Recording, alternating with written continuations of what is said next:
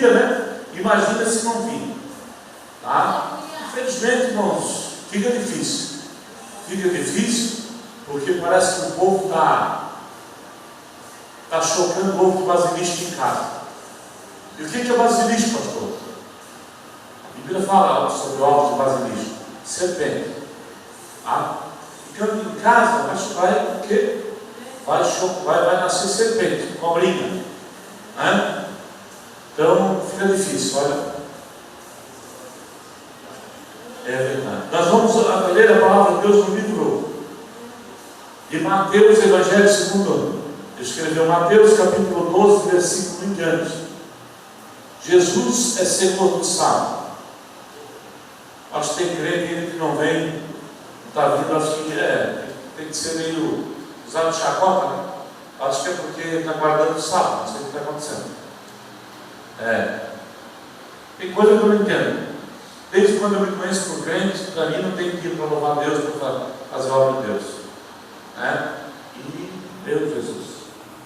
Aí, outra coisa, crente que não venha na igreja só anda com fofoquinha, né? É verdade, irmãos? Pode notar. Aí fica fofocando com quem vem, quem não vem. Outra coisa. A fofoca é coisa do capeta, né? Não vem na igreja, tem tempo para fazer fofoca, tem tempo para observar quem vem, tem tempo para. É só coisa lá também. Olha. Todos acharam? Capítulo 12. Naquele tempo passou Jesus pelas searas em um sábado, e os seus discípulos, tendo fome, começaram a colher espigas e a comer. E os fariseus, vendo isso, disseram-lhe: eis que os teus discípulos fazem o que não é lícito fazer no sábado. Ele, porém, lhe disse: não tendes lido o que fez Davi, quando teve fome, ele e os que com ele estavam, como entrou na casa de Deus e comeu os pães da proposição, que não lhe era lícito comer, nem os que com ele estavam, mas só os sacerdotes. Ou não tem escrito na lei que aos sábios sacerdotes do templo violam os sábios e ficam sem culpa? Uma pergunta. Pois eu vos digo que está aqui quem é maior do que o templo. Mas se vós soubesseis o que significa misericórdia, quero e não sacrifício, não condenareis os inocentes, porque o Filho do Homem até do sábado é Senhor. Poder sentar. Louvado seja Deus. Amados, nós vimos aqui, né, acerca do sábado. Hoje mesmo é um dia de sábado. E nós sabemos que existem seitas religiosas que guardam o sábado. E que no sábado não se faz nada. Vão para a igreja, jejuam, né? Ficam assim no êxtase, né? Não fazem nada. A Bíblia diz que a lei e os profetas duraram até João. Tá, irmãos? A lei e os profetas duraram, diz a Bíblia, até João. Então, muitas das vezes, até hoje, no século XXI, nós vimos muitas pessoas questionando a palavra. E o que mais você encontra é questionadores, né? Pessoas que questionam a palavra. Não vêm na igreja, como vocês veem, não querem nada do culto. Mas quando se trata de Bíblia, parece que são até perigo. Parece que são até perigo. Ora, às vezes está lá com um bafo de onça de cachaça, de bebida forte, cigarro cheio do chaminé aceso, mas quer questionar a Bíblia, não conversar. Então, irmãos, Jesus, certa ocasião, ele disse: errais, não conhecendo as Escrituras e nem o poder de Deus. Logicamente, nós sabemos que que Deus, irmãos, Ele tem as suas dispensações, as suas épocas, né? Nós sabemos que o Velho Testamento, ele começa em Gênesis e termina onde? Não, Velho Testamento, irmãos. Malaquias. Ele começa em Malaquias, ele começa em Gênesis e termina onde? Malaquias. Será que é Malaquias? Já viram mesmo?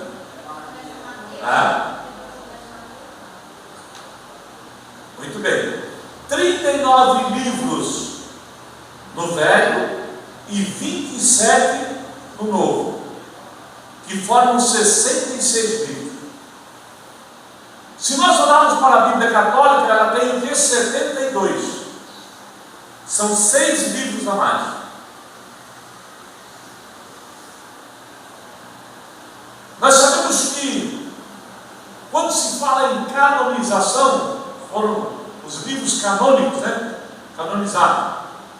São livros inspirados por Deus. Então, para o evangélico, para o cristão evangélico, nós temos 66 livros no total. 39 no Velho e 27. Presta atenção aqui, ó. Aqui você vai ler Bíblia. Se você conversar, você vai falar da vida dos outros ou da vida dele, não é bom. Aqui é bênção. Olha só. Então, irmãos, nós precisamos entender que a palavra de Deus, ela é uma matemática. A palavra de Deus é uma matemática exata. Ela tem o início, o meio e o fim. Né? Nós temos aqui livros científicos, né? Temos livros científicos, temos livros proféticos, tá? Temos livros até mesmo, nós sabemos que do Gênesis temos o Gênesis, o Êxodo, depois vem o quê? Levítico, vem Números e Deuteronômio, que formam os 5 livros de Moisés. Moisés escreveu esses 5 livros. E você pode notar que nesses 5 livros de Moisés, Moisés narrou toda a história da criação. Toda a história da criação. Aí depois entrou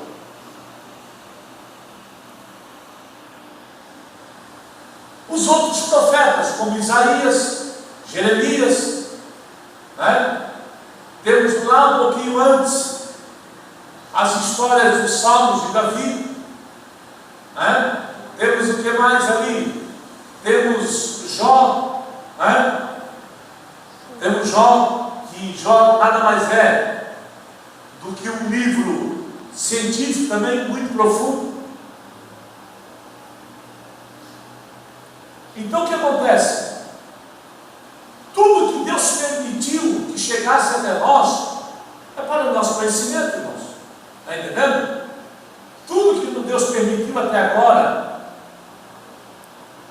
Só que tem ser humano que parece que não se contenta com a palavra de Deus e quer achar, ele quer buscar conhecimento, é a mesma coisa, quer achar, ele acha que, ou vamos dizer um termo que se diz popularmente lá no mundo, ele quer achar chifre em cabeça de cavalo. Está entendendo? Tem gente no século XXI agora que quer achar chifre em cabeça de cavalo. Bem assim. Por quê? Irmãos, se 66 livros inspirados pelo Espírito Santo você acha, ou quem está me ouvindo, né?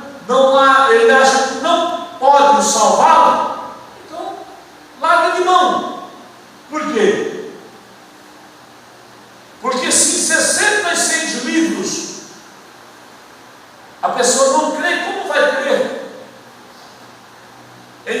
pagãs, em livros que, na realidade, não tem a unção do Espírito Santo. Nós sabemos que em 1546 formou-se o Concílio de Trento. 1546. Quer dizer, uma reunião para a canonização. Então chegou-se à conclusão, os evangélicos, que os livros inspirados por Deus são 66 livros. Aí o catolicismo teve um acrescento. Tem o livro de Judite, de Macabeus, primeiro Macabeus, blá, blá, blá, nem olha. Até faz tanto tempo Tobias. que a gente é. Como é que é? Tobias, sabedoria. Tobias, é o livro de Tobias, mas alguma coisa lá, é verdade. Sabedoria. Então quer dizer, esses livros, irmãos, é coisa para católico. Agora, 66 livros é o que a Bíblia para os cristãos deve valer. Por exemplo, nós ouvimos falar de Martinho Lutero. Tem cristão hoje dizendo que Martinho Lutero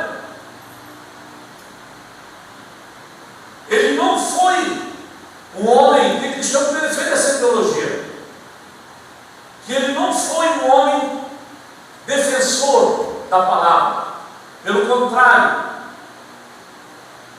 ele contribuiu para essas coisas assustadoras, até mesmo do islamismo que está acontecendo nos dias atuais. Quer dizer, eu discordo totalmente, irmãos. Martinho Lutero era um homem que ele estava no estágio de 4 anos de direito, era um monge alemão. Foi um homem que estudou essa palavra,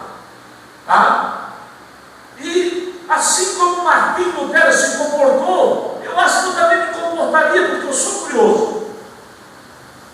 De que forma? Quando o catolicismo falava de purgatório, por exemplo, quando ele começou a ler na palavra sobre a idolatria, que a Bíblia mesmo combate até hoje a idolatria, ele começou a questionar, porque ele fez um voto a Deus de falar somente a verdade. Então originou-se nele uma questão: eu vou querer saber do Vaticano por que purgatório, se a Bíblia Sagrada não fala em purgatório. Eu quero saber o porquê o Vaticano fala tanto em idolatria, sendo que a Bíblia Sagrada não condena a idolatria. E quando Martinho Lutero começou a questionar com Roma, bater de frente, Roma ela sentiu que Martinho Lutero era um problema para Roma. E Martinho Lutero teve que fugir da presença dos romanos, fugiu do seminário, porque senão eles matavam. Porque a igreja no sentido, a religião antiga matou muita gente, irmãos. Antigamente, a Bíblia, para os irmãos terem ideia, hoje ela se expandiu, ela chega com muita facilidade em vários países. Mas antigamente não era assim, não. A Bíblia antigamente, só quem tinha a Bíblia eram os clérigos, quer dizer, as autoridades eclesiásticas. Muitas das vezes um juiz, um prefeito, um governador, por ser autoridade, ele tinha. Mas a maioria do povo não tinha Bíblia. Irmãos? Então o que acontece? Era fácil falar e o povo tinha que comer. Está entendendo? Eles empurraram a palavra de goela abaixo, sem que o povo tivesse o quê? A Bíblia em mãos. isso, irmãos, que o verdadeiro cristão, ele não pode aceitar tudo que ouve. Por quê? Se alguém pregar um outro evangelho que não seja em conformidade com as sãs palavras de nosso Senhor e Salvador Jesus Cristo, o apóstolo Paulo disse que seja o quê? Anátema, maldito. Então, irmãos, a Bíblia não pode ser questionada de uma forma como hoje se questiona, né? Existe ser humano que ele vive tão terrivelmente no pecado que ele quer fazer a Bíblia dele. O que eu quero dizer? Que ele, se ele toma um bolinho, ele acha, não, Deus não vai me condenar por um bolinho, não. Se dá uns pulinhos lá fora, Deus não vai me condenar por isso, não. Quer dizer, evangelho, irmãos, evangelho de nosso Senhor e Salvador Jesus Cristo, tem que haver o quê? O que Jesus disse? Se alguém quiser vir após mim, primeiro, negue-se a si mesmo. Depois tome sua cruz e siga-me. Ou não é assim que está escrito? Se alguém quiser vir após mim, vou repetir. Primeiro, negue-se a si mesmo. Depois tome sua cruz e siga-me. E qual é o maior problema da igreja hoje? Não querem negar-se a si mesmo. Não querem. Jesus estava pregando aqui, evangelizando no sábado. E quem é que estava batendo de frente com Jesus? Os fariseus. O fariseísmo era uma seita da época. Tá, irmãos? Os fariseus eram uma seita. E o que mais você se encontra hoje, a pior coisa para o cristão é falar de combater contra uma seita. Porque eles são grossos. Quem está numa seita, eles são ásperos, são agressivos. Então o cristão, e a Bíblia não devemos jogar pedra aos porcos, diz a palavra. Então o que acontece? Se nós quisermos falar alguma coisa, muitas das vezes nós não maquinamos até uma reunião, mas nos deparamos com pessoas de uma seita. E digo para os irmãos, nós temos que manter a rédea curta e aplicar a palavra. Porque se nós, irmãos, formos levianos diante de uma seita, olha, nós vamos sair com o ouvido, com a mente confusa, com a orelhinha baixa, e daqui um pouco, tá? Você está. Por que tem crente? Quando você vê um crente saindo de uma igreja evangélica, de uma igreja onde se prega a palavra, e indo para uma seita, pode ver, esse crente está mais cego que o diabo. Tá? Por que os testemunhas de Jeová, por exemplo, têm enrolado o crente? É o que mais tem. A testemunha de Jeová, ela faz coisa, eles têm uma união que deixa a crente perplexo, assim, ó.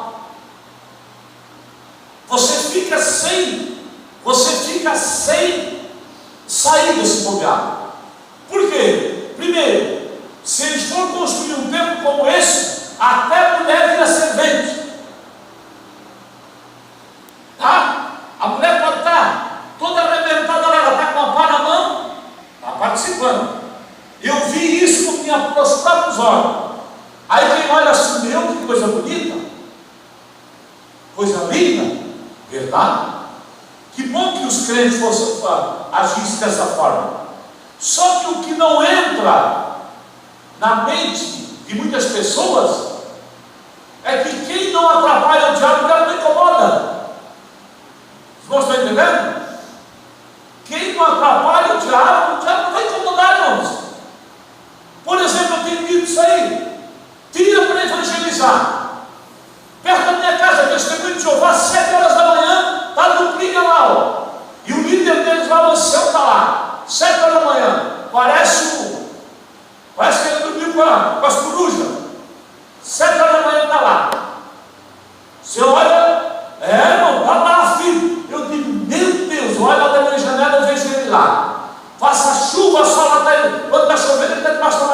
sinais. É na geral, é coisa séria. Aí eu digo, meu Deus. Aí eu pergunto para os irmãos, se fosse crente, teria diferença? Lógico que teria. Nós temos nós não podemos ficar limitados, nós temos que ir um pouco mais longe da área da imaginação e entender que quem não incomoda o diabo, não incomoda. Agora, se incomodar o capeta, sabe por que o diabo, sabe por que nós estamos famas de ruim? Sabe por que tem muita gente falando mal da gente na internet? Porque nós falamos a verdade. Camarada pregava comigo há pouco dia lá na Barra. Eu preguei lá na Barra e o Samuel colocou o vídeo. Sabe o que ele disse? Não gostei. Eu coloquei lá, isso aí é para gente convertida. Quem fala o que quer ouvir o que não quer, não é verdade, irmãos? Mas eu sou crente, mas o que acontece? Jesus disse, simples como a pomba, mas prudente como a serpente. Simples como a pomba, prudente como a serpente. É como eu disse para uma irmã, nós temos uma força de expressão às vezes. Nós cristãos, nós temos uma força de expressão. Se a Bíblia diz para mim ser simples como a pomba e prudente como a serpente, a Bíblia me dá o direito, ela está me dizendo para mim ser o quê? Cuidadoso, atento.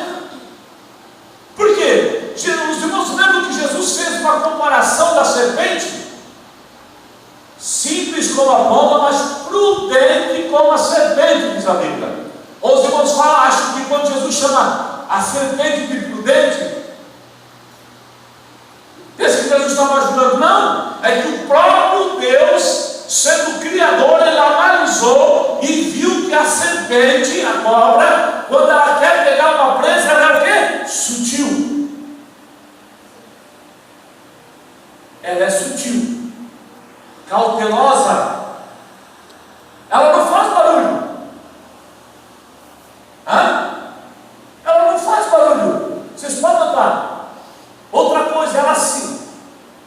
Irmãos, ela tem um poder tão maligno que ela bloqueja a presa de longe e a presa veio, já disse, 20 camomia, o mominho cai na boca dela. É um poder demoníaco, terrível. Então o que acontece? Por isso que o Senhor manda a igreja orar, o Senhor manda a igreja jejuar, buscar a face dele, por quê? Porque o próprio Senhor sabe da astúcia da serpente do diabo. Satanás não gosta de fazer alarde, não, ele é caladinho.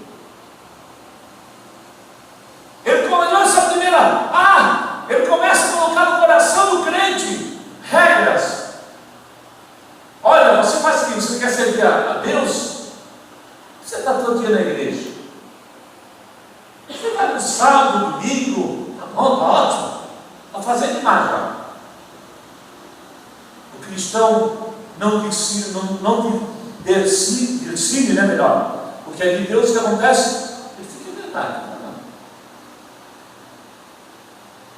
E aí o que acontece? A serpente nos vai injetando veneno. Naqueles dias que o cristão não vem na igreja, ele trabalha. Por quê? Já tem um provérbio no mundo, meu pai Rafael dizia que mente vazia é a oficina do diabo. E é isso que tem acontecido. O camarada não vem na igreja, a mulher ou o homem, o que acontece? Satanás vai trabalhando. Uma das piores armas do inimigo é o desânimo. Desanimou, o crente vai ficando jururu. Interessante que os irmãos notem que tem pessoas que não querem orar, não querem vir para a igreja e sempre querem arrumar. Acho que, olha, eu não quero vir mais na igreja por causa do fulano, ciclano. Tudo desculpa esfarrapada. Quem ama Jesus não tem nada disso. Tudo conversinha do diabo. Ei, se eu que estou na igreja não tenho a capacidade espiritual, moral, para amar o meu próximo, como que eu vejo, como eu amarei a Deus que não vejo? Está na Bíblia. A Bíblia diz: se alguém não enxergando? Como diz que ama a Deus que não vê? É uma verdade, amado. Então, olha só, os irmãos já não, a serpente, irmãos, ela tem as suas astúcias. O que ela faz com a presa? Os irmãos sabem que tem as serpentes peçonhentas e as não peçonhentas, né? Quer dizer, as venenosas e as não venenosas. Por exemplo, todo mundo tem medo da jararaca. Por quê? O veneno dela, a glândula dela é bem aqui, ó, no céu da boca. E ela boqueja e já injeta o veneno com rapidez. Alguém diz assim, ó, a cobra d'água não é venenosa. É venenosa. É que a glândula venenosa dela está lá lá dentro. Então ela tem uma certa dificuldade para injetar o veneno, mas ela injeta o veneno também para neutralizar suas presas. Então tudo é uma forma da criação. Por exemplo, já existem cobras ainda terríveis, venenosas aqui. Quando já um pouquinho já sai pingando veneno mesmo, elas injetam veneno que nem um spray assim, é coisa terrível. Tá? E tem as cobras, por exemplo, as jiboias, sucuri, que são cobras. O que elas fazem? Primeira coisa que elas fazem, por seu tamanho, por sua força, elas enrolam na presa e apertam, matam por asfixia, né? Aí o que acontece? Elas têm, como quando elas matam um boi, por exemplo, elas são tão terríveis que elas quebram o animal todinho, tá, irmãos? Elas vão enrolando, e aquilo ali, quando enrola no animal, ela tritura os ossos do animal todo, quebra tudo. Aquilo é, imagina, uma prensa, elas trituram tudo. E o boi, como geralmente às vezes o boi tem chifre, nem todo boi tem, tem boi que às vezes caiu o chifre de velho, coisa parecida, não tem, mas, né? Então ela tem mais facilidade para engolir, por causa da cabeça, do chifre. Então, interessante que quando o chifre tem uma que fica de boca aberta, até o chifre cair, apodrece, o chifre cai, aí ela enrola no animal todo. Ela tritura tudo e enrola tudo. Então os irmãos vejam que são estratégias. Por isso que Deus, olhando no céu, olhou e viu a serpente, né? Viu nela a estratégia. E Deus a comparou com o diabo, que tem suas estratégias. Tá? Ela tem sua estratégia. Ela chega na calada. Ela contempla a presa de longe e vai na surdina. Por isso, irmãos, que nós pregamos incessantemente que o crente tem que vir para a igreja, porque Satanás não brinca de ser diabo. Ele é diabo. E ele veio o quê? Para matar, roubar e destruir. A função dele. Tá? Então os irmãos vejam que Jesus estava pregando no sábado e os fariseus o encurralaram, dizendo: ei, Jesus, não é isso, fazer isso aí, está errado. Né? Por quê? Porque a lei de Moisés, nós sabemos que a lei de Moisés era de prioridade guardar o sábado. Olha só o que Jesus fez. Né? Jesus comparou, citou a Davi, que quando na guerra com o seu exército ele teve fome e não tinha o que comer na guerra. E eles entraram na casa de Deus com seus homens e comeram o pão da proposição. O pão, quer dizer, o pão santo, o pão básico, né? O pão da proposição. Eles comeram. Mas por que comeram? Porque tinham fome. E por que Deus não os puniu? Uma, não os puniu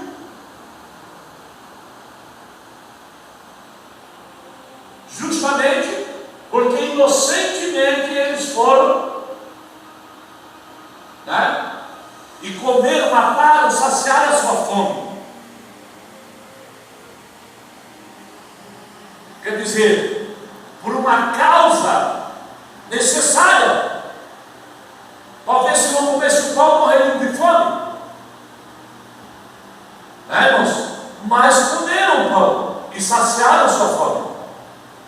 Então, os irmãos vejam que Jesus pregava, e ele estava rodeado naquela época por seitas religiosas, por grupos de seitas que queriam a todo preço desmoralizá-lo diante da sociedade. E Jesus aplicava a palavra. Chegou ao ponto de Jesus de dizer que ele disse que ele era maior do que o sábio. Olha só. Está aqui quem é maior do que o tempo. Tem tradução que diz: quem é maior do que o sábio. Olha só. Por quê? Por que ele disse que ele é maior do que o tempo? Lógico que ele é Deus.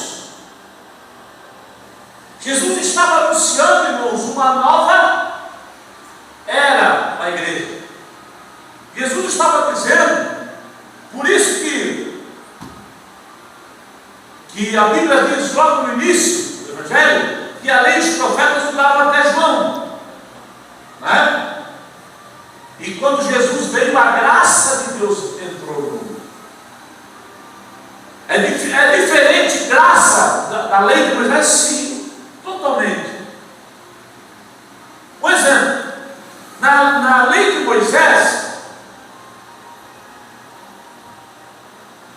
na lei de Moisés, nós temos ali, quem fosse pego no ato de adultério, o que aconteceria? Ela era morta, apedrejada diante do povo. Os irmãos já leram isso aí, amém? E no tempo de Jesus, a Madalena não foi apedrejada em ato de adultério? Todos nós sabemos. E quem é que estava ali? Os tradicionalistas, que ainda não tinham conhecimento da graça de Deus. E quando, olha só, quando Maria Madalena estava ali para ser, já estava apedrejando ela, irmãos. Mas Jesus chegou e eles pararam. Quando Jesus chegou, eles disseram: mestre, essa mulher ela foi pega no ato de adultério.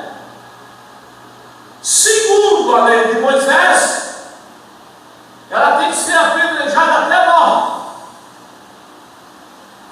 O que Jesus disse? Apedrejá-la? Não.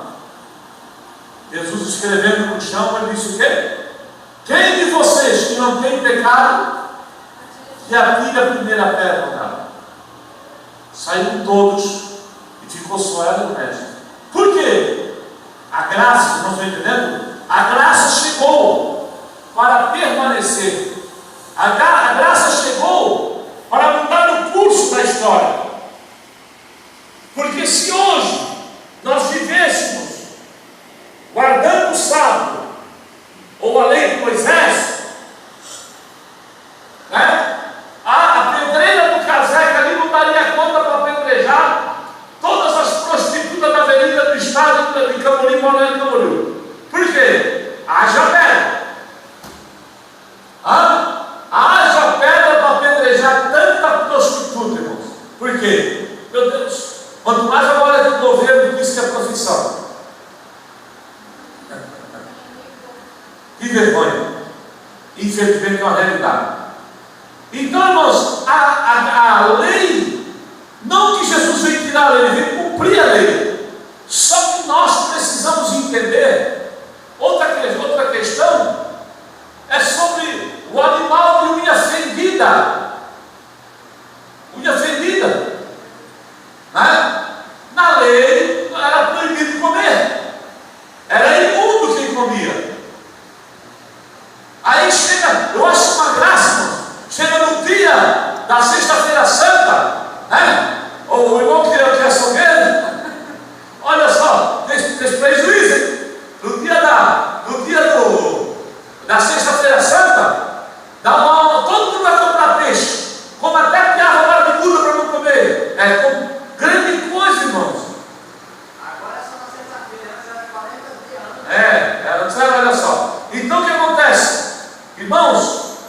Com a graça de Deus, eu como o boi, o chifre do boi na sexta-feira santa. Está entendendo? Eu como tudo, irmãos. Está entendendo? Eu como porco, a carne do porco. Está entendendo? O que é de... Não tem essa besteira. Por quê? Acabou-se essa besteira. Jesus deixou bem claro. Eis aqui quem é maior do que o sábado. Tem tradução que diz. Jesus, mais à frente, ele curou um homem das mãos recebidas, quer dizer, olha só, no dia de sábado. Aí ele disse: vou eu deixar o filho de Abraão, a filha de Abraão, morrer por causa do sábado? Aí ele disse: eis aqui quem é maior do que o sábado. Então, nós, a tradição, né? A tradição ainda existe nos dias em que estamos vivendo.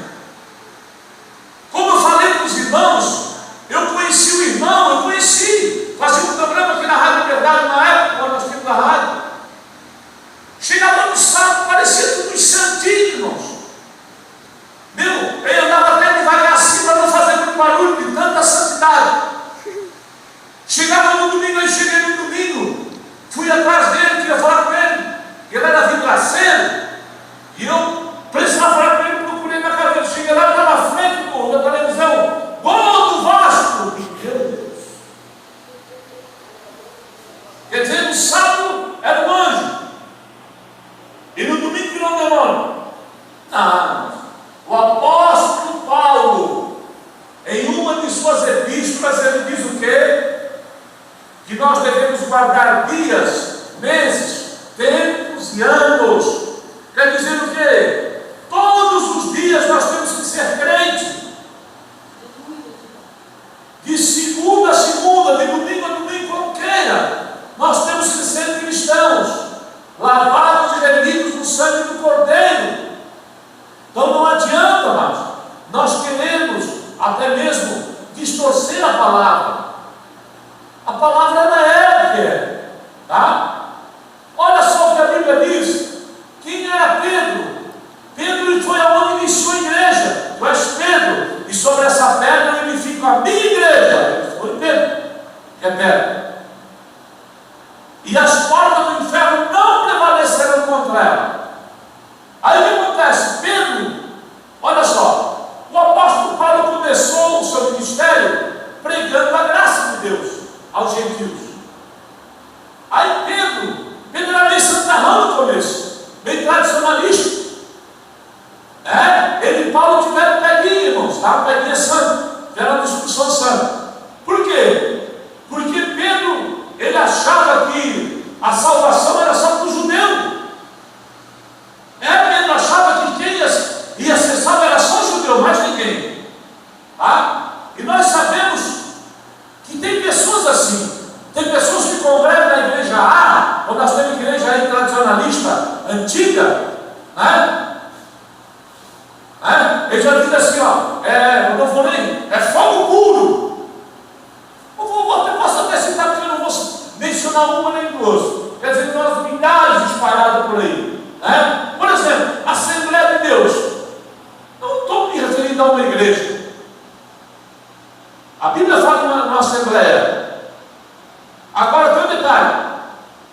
Tem assembleia do fulano, do ciclano, do beltrano, é do Rio de Janeiro, é de não sei de onde, é assembleia tradicional, é assembleia dos primogênitos, é assembleia disso, aquilo. Olha, tem mais de 1000 e tantas assembleias, por exemplo.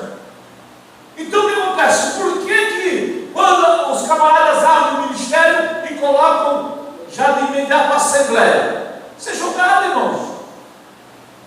Que igreja que você é? Eu sou da Assembleia. Mas tem que perguntar de qual? Porque a missão é uma das mais antigas. Mas se você ir em Porto Alegre, lá no Rio Grande, em Novo Hamburgo, Canoas, você vai encontrar um monte de assembleias diferentes. E por que abre o Ministério Assembleia? Justamente porque eu sou da Assembleia, mas de qual? Então, o camarada coloca lá na rede social, assembleando fogo puro. Maravilha! aqui, Assembleia de Fogo Puro, está cheio. Mas de qual Assembleia?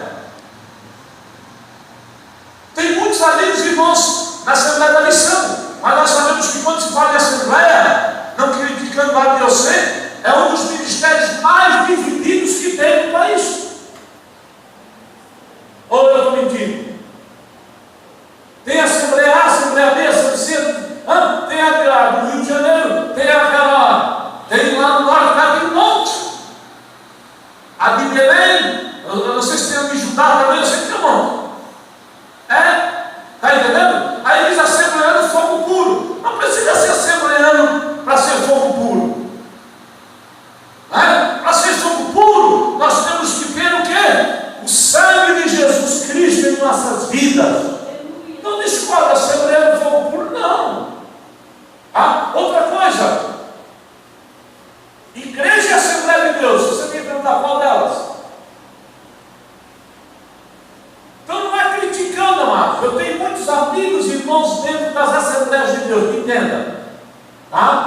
E não estou pregando placa de igreja. Agora nós temos que viver o quê? A Bíblia Sagrada. A Bíblia diz que Jesus vai buscar a primitiva renovada? Não. Jesus vai buscar aquele povo seu, zeloso, especial e de boas obras. Com essas 4 características. Tem que ser seu, zeloso, tem que ter zelo.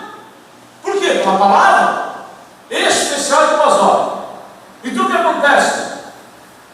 Nós não podemos sermos religiosos. O religioso é aquele que guarda as tradições como os fariseus faziam. Olha o que aconteceu com Pedro. Pedro era o santarrão naquela época. Era só para o judeu e não. As nações gentílicas não, só nós. Chegou um dia, Pedro estava perto da casa de Cornélio, eu fui para a casa de Cornélio, se não falar agora. O anjo mostrou um lençol. Olha o que Deus mostrou um lençol para ele. E nesse lençol tinha todos os tipos de animais que não podia se comer no tempo da lei. Animais de vida fendida. Aí o anjo do Senhor mostrou para Pedro e disse assim: Pedro, mata e come. Longe de mim, Senhor. Olha, longe de mim, Senhor. Comer coisa sacrificada, coisa impura. O anjo disse para Pedro: Pedro, não chamas de impuro aquilo que Deus já purificou. O que? Claro, a graça de Deus, ela veio para purificar, irmãos. Vocês já ouviram falar sobre circuncisão e incircuncisão? Quem já ouviu falar? Já deu muito na Bíblia isso aí. Os irmãos notam que quando Davi foi lutar com Golias, o que Davi disse para esse Golias? O que está pensando esse incircunciso Golias, que ele é para desafiar o exército do Egito? O que Davi quis dizer? Incircunciso, irmãos, é imundo. Circuncisão é puro, mas incircunciso é imundo.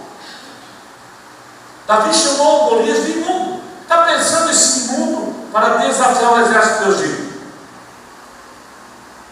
Então, por que da circuncisão e da incircuncisão? Irmãos, a circuncisão, a pureza, ela era pregada aos judeus, porque uma das coisas que tem na Palestina, a região do Oriente Médio, que é deserto. Quem já leu? Deserto. E os judeus, eles faziam muitas viagens a pé, ou no camelo, ou no cavalo, e ficavam 15, 20, 30, 60 dias fora. E na maioria das vezes tinha que passar pelo deserto. Então o prepúcio da criança, do macho, não sabe o que é prepúcio. Da criança. Então, quando a criança nascia, ele era circuncidado, cortava o cabecinho ali, ó. Ao 8º dia, o menino cortava. Por que cortava? Porque naquela